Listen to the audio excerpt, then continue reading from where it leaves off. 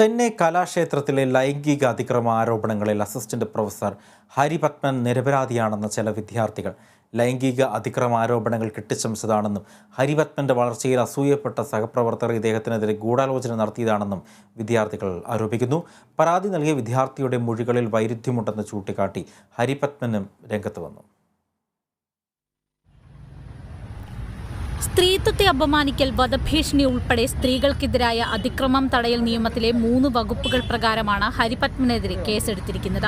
പൂർവ്വ വിദ്യാർത്ഥിനി അടയാർ സംയുക്ത വനിതാ പോലീസ് സ്റ്റേഷനിൽ നൽകിയ പരാതിയുടെ അടിസ്ഥാനത്തിലാണ് നടപടി. ഹരിപത്മനൊപ്പം സായി കൃഷ്ണൻ, സഞ്ജിത് ലാൽ, ശ്രീനാഥ് എന്നിവർക്കെതിരെയും ആരോപണമുണ്ട്.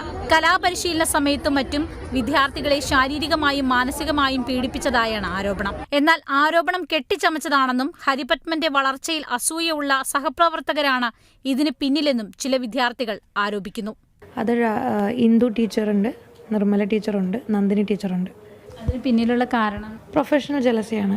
കഴിഞ്ഞ ഏപ്രിലിൽ അവിടുത്തെ പ്രൊഫസർ എ ജനാർദ്ദനൻ എന്ന് പറഞ്ഞ വ്യക്തിയുടെ പിറന്നാളിൻ്റെ ദിവസം പുള്ളി ഇനി കൺസേർട്ട് സെക്ഷൻ ഇനി കലാക്ഷേത്ര ഹരിപത്മൻ സാറ് നയിക്കും എന്ന് പറഞ്ഞിട്ട് ഒരു സ്റ്റേജിൽ നന്നായിട്ട് അപ്രൈസ് ചെയ്തിട്ടുണ്ടായിരുന്നു.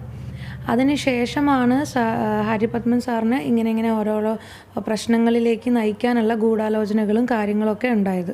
കേന്ദ്ര വനിതാ കമ്മീഷൻ ചെയർമാൻ സ്ഥാപനത്തിൽ തെളിവെടുപ്പ് നടത്തി DGPക്ക് കത്ത് നൽകിയെങ്കിലും പിന്നീട് ലൈംഗികാതിക്രമമൊന്നും നടന്നിട്ടില്ലെന്ന് പറഞ്ഞ് പിൻവലിക്കുകയായിരുന്നു. ഇതോടെ ക്യാമ്പസിൽ വിദ്യാർത്ഥിനികളുടെ പ്രതിഷേധ സമരം ശക്തിപ്പെട്ടു. മാത്രമല്ല, പ്രൊട്ടസ്റ്റിനെ സപ്പോർട്ട് ചെയ്യാത്ത കുട്ടികൾ മാറി നിന്നതിന് അവർക്കും ഉണ്ട് കുറേ പ്രശ്നങ്ങൾ അതിനകത്ത്. തുടർന്ന് ഏപ്രിൽ 6 വരെ സ്ഥാപനം അടച്ചുപൂട്ടി.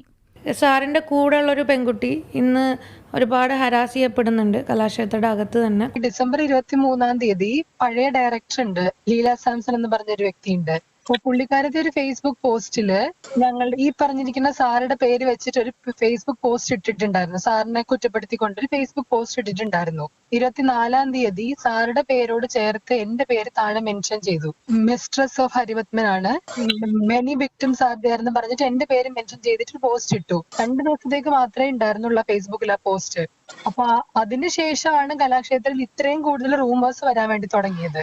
വിഷയത്തിൽ റിട്ടയർഡ് ജഡ്ജ് കെ കണ്ണന്റെ നേതൃത്വത്തിൽ ഒരു അന്വേഷണ കമ്മീഷനെ നിയോഗിച്ചിട്ടുണ്ട്. വിഷയത്തിൽ സംസ്ഥാന വനിതാ കമ്മീഷനും ഇടപെട്ടിട്ടുണ്ട്. Kerala vision news, Kochi.